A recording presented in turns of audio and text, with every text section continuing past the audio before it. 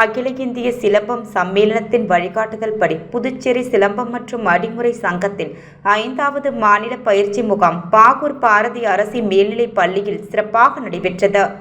புதுச்சேரியின் பல பகுதிகளில் இருந்து சிலம்ப வீரர்கள் இந்த பயிற்சி முகாமில் பங்கேற்றனர்.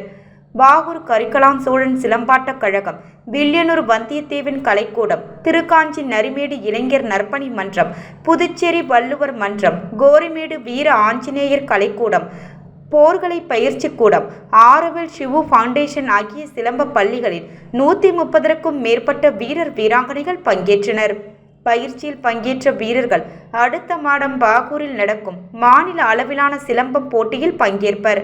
பயிற்சி முகாம் முடிவில் புதுச்சேரி விளையாட்டு வீரர்கள் நலசங்க தலைவரும் புதுச்சேரி ஒலிம்பிக் சங்க இணை செயலாளருமான திரு கரத்தே வளவன் அவர்கள் பங்கேற்று அனைவருக்கும் சான்றிதழ் வழங்கி சிறப்பித்தார்.